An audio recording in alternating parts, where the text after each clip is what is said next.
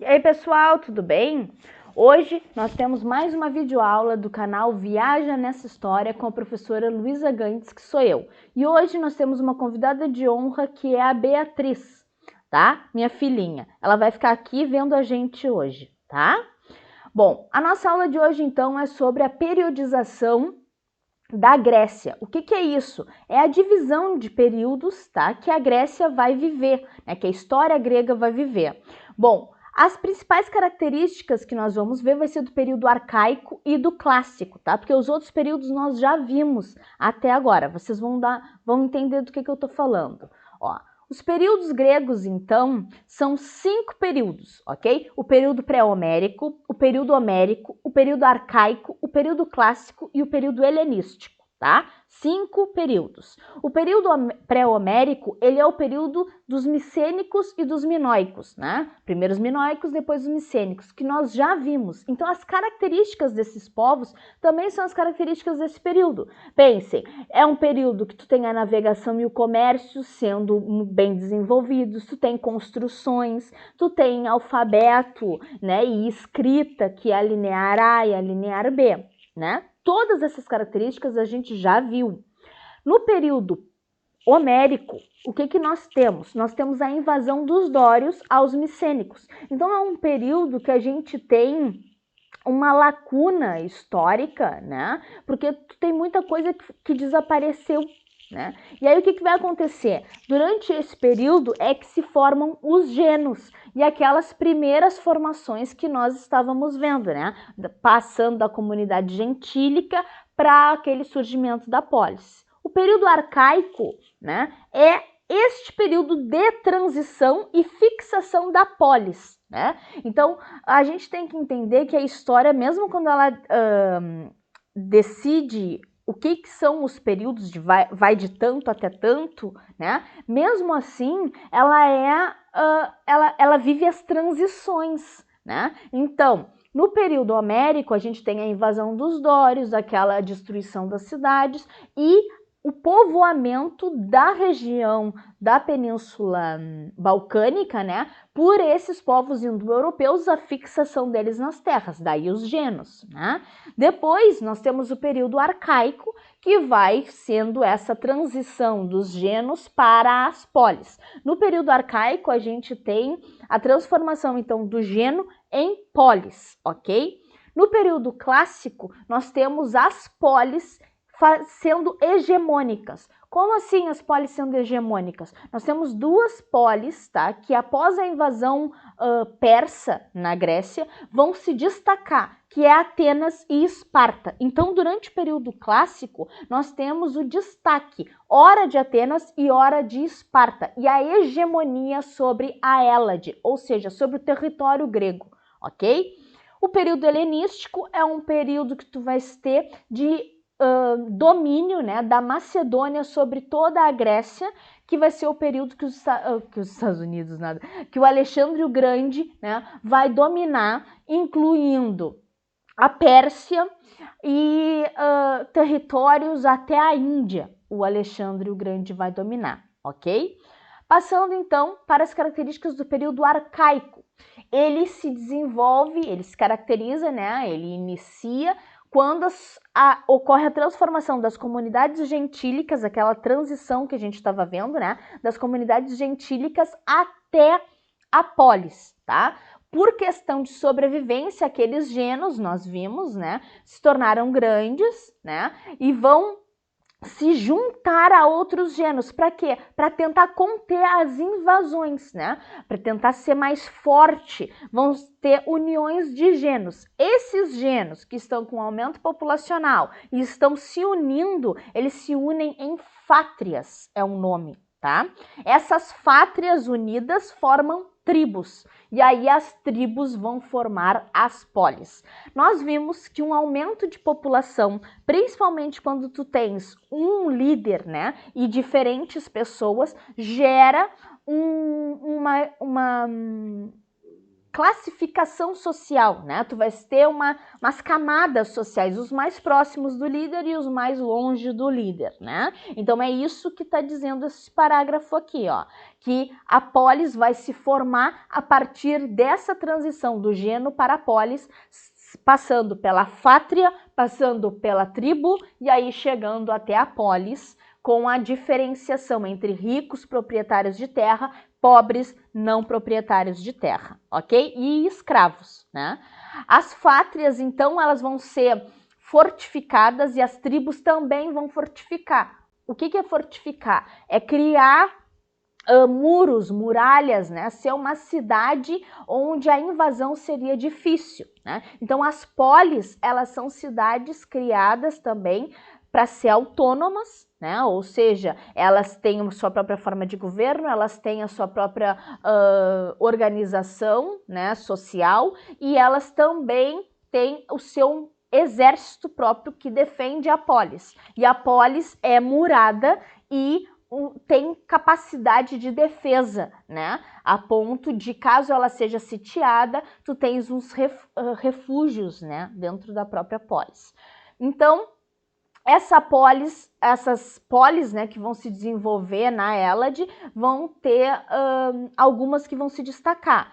Atenas, Esparta, Tebas e Corinto são as que se destacam, tá?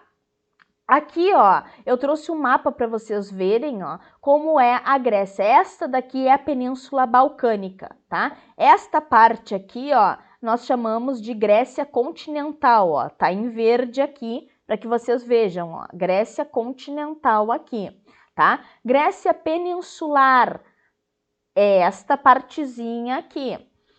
Grécia oriental são colônias que os gregos que estavam nesta região aqui vão fazer na Ásia Menor, ó, aqui tá a Ásia Menor. No litoral da Ásia Menor, os gregos eles vão estar na península aqui e também nestas ilhas, ó, que se chama Grécia insular, todas as ilhas, ó, onde os gregos viviam, incluindo a ilha de Creta, que é a maior, ó. Gente, pode ver aqui, ó, que na parte verde, tá, dessa Grécia continental, tá escrito aqui, ó, calma aí que eu perdi meu mouse, aqui, ó, Ática, tá? Ática é o nome que se dá para esta regiãozinha aqui onde fica Atenas, tá? E esta parte da Grécia peninsular, em rosa, é chamado também de Peloponeso, que é a região onde fica Esparta, ok? O período clássico, então, o período clássico é um período que inicia quando os persas vão tentar dominar a Grécia, tá? E aí os gregos vão lutar e se unir contra os persas. O que acontece? As cidades-estado, as polis gregas, elas são autônomas, ou seja, às vezes elas até brigam umas com as outras. A maioria das vezes elas estão disputando, tá? Hegemonia no mar, hegemonia em terra, mas por que elas se consideram gregas? Se cada uma delas tem uma forma de governo, cada uma delas tem uma forma de ter camadas sociais, elas se consideram gregas porque elas têm a mesma cultura, a mesma língua e a mesma religiosidade, tá? Então eles vão se entender que, embora eles sejam diferentes, eles pertencem ao mesmo povo. E aí eles não vão querer ser dominados por um povo diferente. Entende? Então, quando os persas, que são um povo diferente, tentaram invadir, que eles vieram da Ásia Menor, e tentaram invadir a Grécia, os gregos se uniram e lutaram contra os persas, né? Então, esse período clássico, ele vai ser após essas guerras pérsicas ou médicas, que a gente também vai estudar, tá? Mas ele vai ser um período onde tu tem o destaque de Atenas e de Esparta, disputando a hegemonia sobre as outras cidades-estado, ok? Os gregos nunca formaram um império, é bom a gente destacar, tá? Eles têm um território recortado e nunca formaram um império, mas tu vai ter, às vezes, hegemonia de uma cidade-estado sobre todas as outras, ok? Bom, eu já falei de tudo que tá aqui, né? A gente tem que saber, então, o que é a Hélade, tá? A Hélade é o território grego, Tá? Os gregos, eles não se chamavam de gregos, eles se chamavam de helenos. E eles são helenos não por causa da Helena de Troia ou por causa de qualquer outra coisa. Eles são helenos porque eles vivem na Hélade. Todo aquele território que a gente viu de Grécia Peninsular, Grécia Insular, Grécia Oriental, todas aquelas partes da Grécia é chamada de Hélade, tá? E o território deles vai ser a Hélade, como um povo grego. Aí dentro da Hélade, tu vai ter o território de Atenas, tu vai ter o território de Esparta, tu vai ter o território de Corinto, o território de Tebas, tá? E aí o que acontece? O que eu estava falando para vocês, ó, que não existe um império grego ou um reino grego, mas sim um povo que tem um território recortado. A Grécia nunca formou, os gregos, né, nunca formaram um império, se acredita por dois motivos. Uma, né, a formação que o geno, como se deu, né, a formação do geno, passando para a fátria, passando para a tribo, passando para a polis, né? Essa formação deu autonomia e não criou uma capital que dominasse as outras, né? Mas também um território recortado, ou seja, é um território cheio de ilhas, é um território cheio de montanhas, né? Fez com que fosse difícil invadir a outra cidade-estado próxima, né? E aí possibilitou que as cidades tivessem uma proteção a mais umas contra as outras, que é o seu território propriamente dito, né? A dificuldade de tu anexares o outro território. Então, que elas desenvolveram uma autonomia e se mantiveram assim, ok? Bom, Atenas, então, que a gente viu que se destaca no período clássico, né? Quais são as principais características? Atenas, então, fica situada na Hélade, na região da Ática, tá?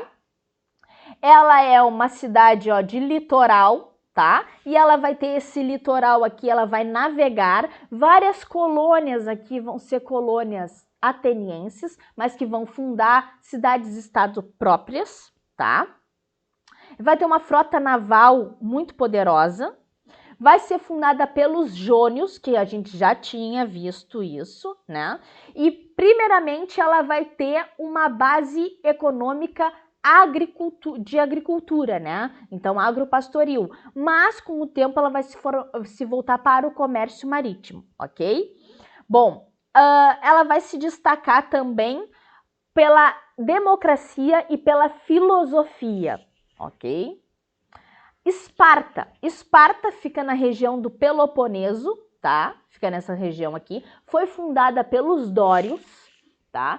Ela vai se manter tanto na fase arcaica quanto na fase clássica, sendo com uma economia baseada na agricultura, tá? Na propriedade da terra, nos bens que a terra dá, né?